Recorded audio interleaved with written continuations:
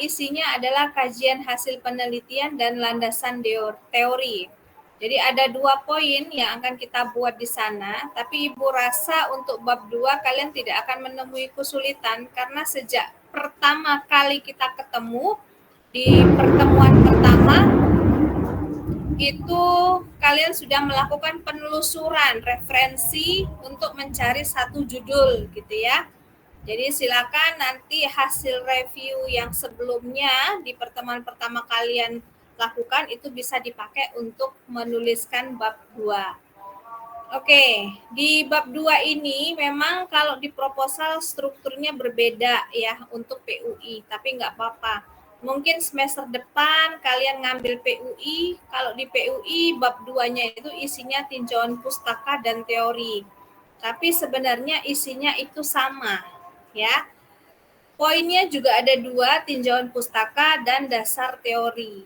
Nah, nanti pada saat kalian mengerjakan tugas akhir atau skripsi, bab 2-nya ini kembali formatnya sama dengan panduan. Jadi, kajian hasil penelitian dan landasan teori.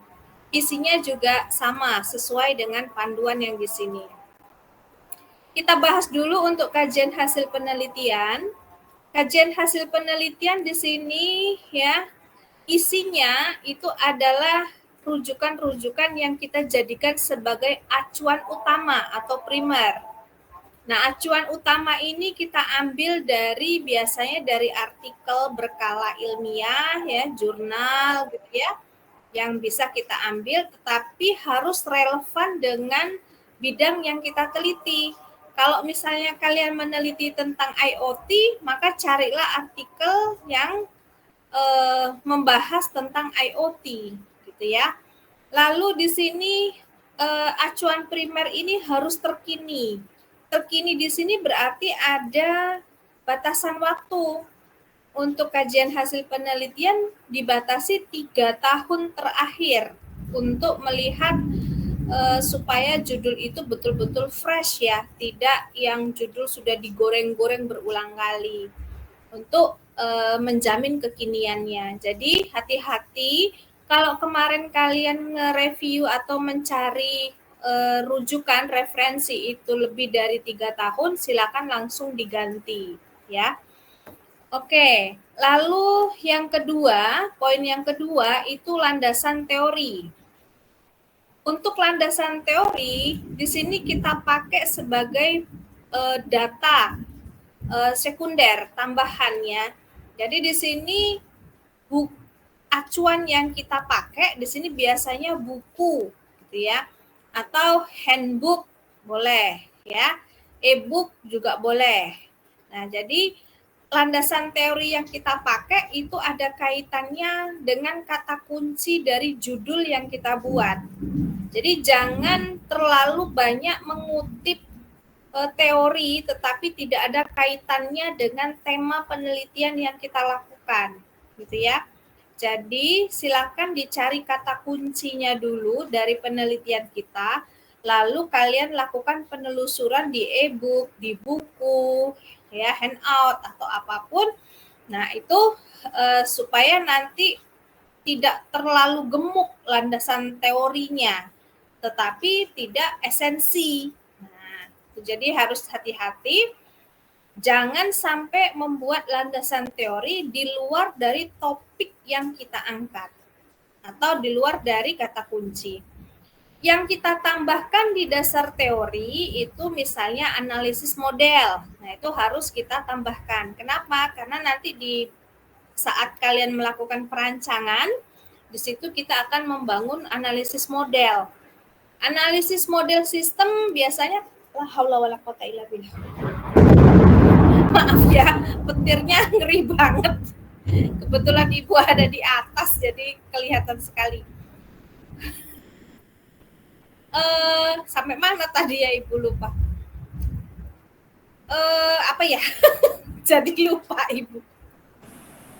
Dasar teori Bu. Iya, dasar teori ya, dasar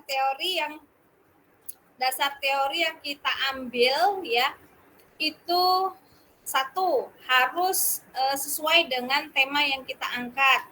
Kemudian jangan sampai nanti, kemarin hari Jumat itu Ibu habis ujian pendadaran ya, di ujian pendadaran itu dasar teorinya di luar dari dari konteks ya. Tetapi di dasar teori kita tambahkan analisis model tadi. Ya, analisis model, kalau analisis modelnya itu di perancangan itu kita membangun model terstruktur, maka yang kita pakai itu adalah rancangan konsep DAD ditambahkan, mulai dari konteks sampai ke diagram jenjang. Tapi kalau misalnya analisis model kita itu menggunakan object oriented, maka kita bisa menggunakan UML. Hati-hati untuk menggunakan UML, itu harus paket lengkap. Jangan cuma ngambil use case-nya doang. Ya, jadi mulai dari use case, sequence diagram, activity dulu, sequence diagram, baru kemudian class diagram. Gitu ya. Nah, itu analisis model. Lalu ditambahkan lagi dengan konsep basis data. Ya, karena kita nanti merancang basis data. Kalau basis datanya relasi, maka kita menambahkan dasar teori tentang IRD, konsep relasi database. Tapi kalau misalnya database yang kita gunakan itu object oriented, cukup menggunakan kelas diagram saja, gitu ya. Nah, itu tambahan yang harus ada di dalam dasar teori. Oke, sekarang batasan waktu. Untuk landasan teori dari buku itu batasnya 5 tahun terakhir. Ya. Tapi kalau kajian hasil penelitian itu 3 tahun terakhir. Oke, sekarang kita langsung lihat contohnya saja. Nah, ini besok kalau kalian bikin PUI, di sini ada tinjauan pustaka dan teori. Satu penelitian itu nanti dibuat dalam satu alenia, ya. Dalam satu alenia. Dalam satu alenia kalian harus bahas dengan tuntas. Isinya apa, hasilnya bagaimana, metodenya apa, dituliskan di sini. Jangan lupa dicantumkan itu penelitian diambil dari siapa, kemudian tahun berapa. Gitu ya. Biasanya prodi mensyaratkan ada sekitar 5 sampai 6 rujukan ya. Tapi kalau Ibu sih pengennya 10, semakin banyak itu kita semakin kaya gitu ya. Kaya literasinya maksud Ibu. Jadi silakan kalau ada 5, maka di sini nanti akan tersusun 5 alenia. Lalu dari alenia tersebut nanti kita sarikan ke dalam satu tabel ya, satu tabel resume.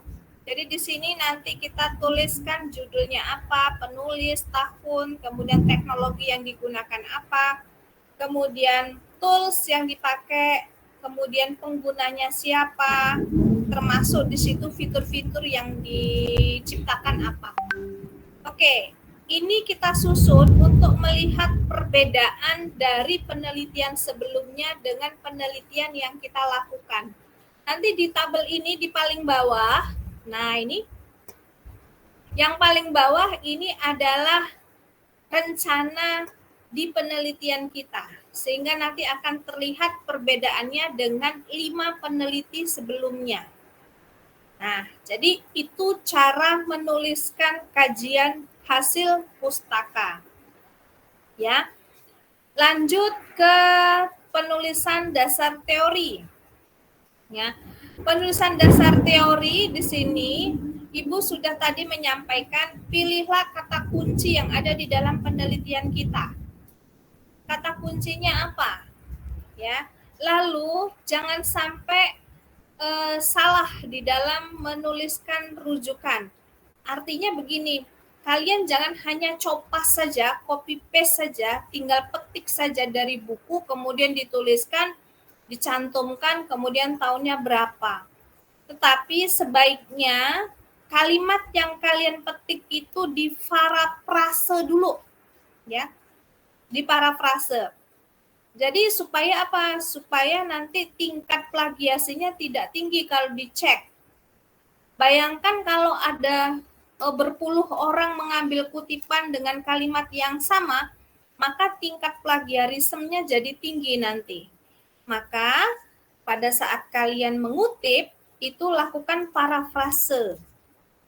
Lalu, kalau ngutip jangan cuma dari satu sumber, ya. Lebih banyak sumber lebih bagus, gitu ya. Akan lebih berbobot kalau penelitian kita itu dasar teorinya itu terdiri dari beberapa rujukan definisi yang terkait dengan penelitian kita dibanding kalian memasukkan istilah-istilah di luar dari konteks penelitian kita. Lalu jangan dipenggal. Contoh ya, misalnya di dalam judul kita itu aplikasi sistem informasi. Lalu nanti kalian memenggal definisi aplikasi, definisi sistem, definisi informasi. Nah, gitu ya. Jadi ambillah kata kunci. Mungkin satu aplikasi oke. Orang pengen tahu apa toh yang dimaksud dengan aplikasi. Lalu sistem informasi di sini jangan dipenggal. Jadi satu, sistem informasi. Carilah definisi penjelasan tentang sistem informasi. Ya, jangan dipecah. Hanya saja triknya definisi sistem informasi itu dicari dari berbagai sumber. Contohnya misalnya nih aplikasi. Ya, aplikasi ini ada 3 ya. Menurut ini, ya. Kemudian satu lagi menurut ini, ada 3. Dia menyajikan ada 3 definisi dari aplikasi. Lalu di alinea terakhir, nah ini ditambahkan begini, berdasarkan penjelasan dari 3 sumber yang berbeda, maka kita membuat resume pengertian aplikasi itu apa. Nah, yang benar itu seperti ini. Jadi bukan hanya copas, ngutip, begitu ya. Tapi setelah dikutip, diparafrase, kemudian disimpulkan menggunakan bahasa kita sendiri. Oh, kesimpulannya apa toh aplikasi? Nah, jadi cara menuliskan landasan teori seperti itu. Ya. Lalu nanti ditambahkan dengan misalnya model analisis. Kalau kita menggunakan analisis model terstruktur bukan terstruktur, object oriented, maka kita di sini mencantumkan simbol yang dipakai, kemudian nih ya, jangan sampai kosong. Lalu kemudian kita bisa tambahkan dengan database ya. Database nanti konsepnya apa? Nah, kalau misalnya yang relasi nanti tambahkan konsep basis data relasi. Ya, itu untuk dasar teori. Lalu kalau kita lihat ya, ini sama sampai akhir ini ya. Kemudian jangan lupa kalau misalnya nanti ada pengujian, ya berarti ditambahkan di dasar teori kita pengujian.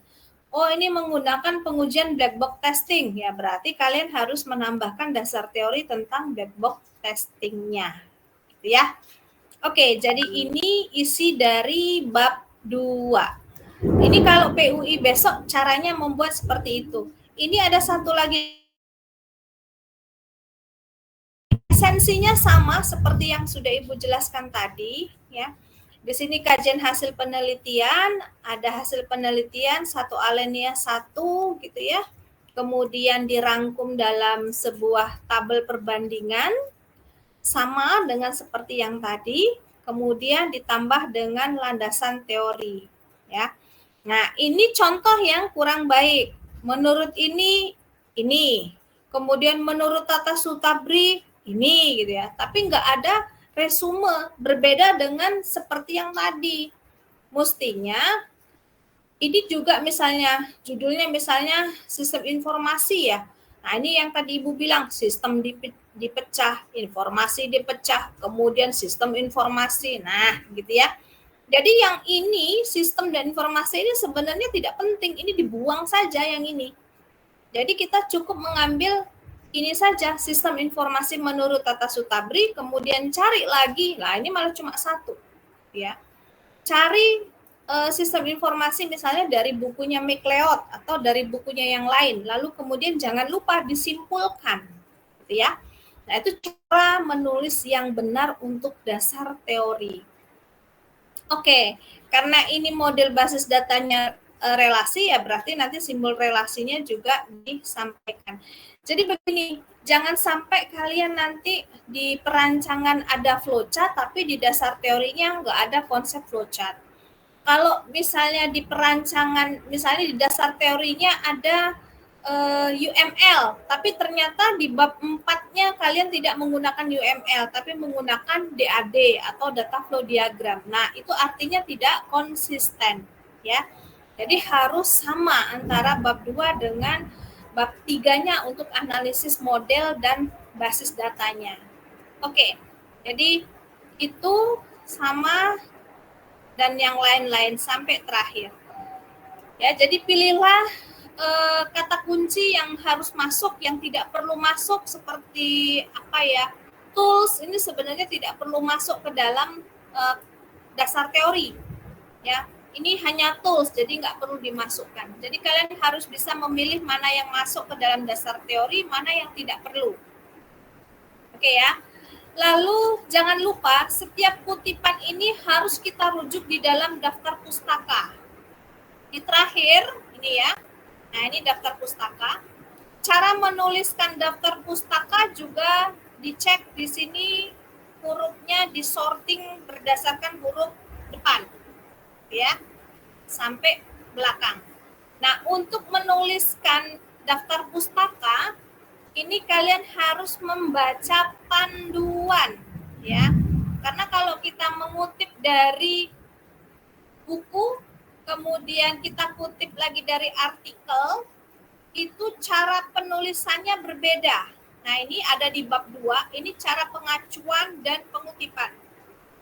Nih, standar yang kita gunakan menggunakan apa? Ya, American Psychological Association. Jadi caranya seperti ini.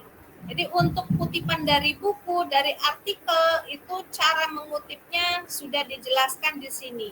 Termasuk kalau misalnya nanti penulisnya itu terdiri dari dua suku kata, maka nanti harus disingkat seperti ini.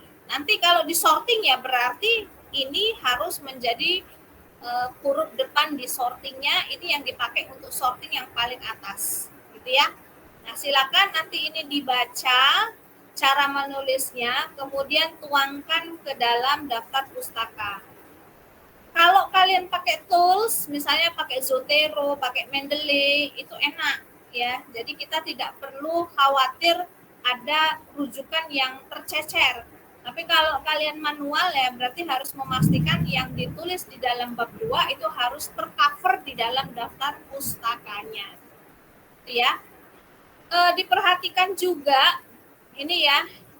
Ini kalau dari buku, dari jurnal itu cara ngutipnya, cara menuliskannya jelas berbeda. Jadi harus hati-hati di sana. Lalu juga perhatikan di bagian sebelah kanan ini juga rata kanan.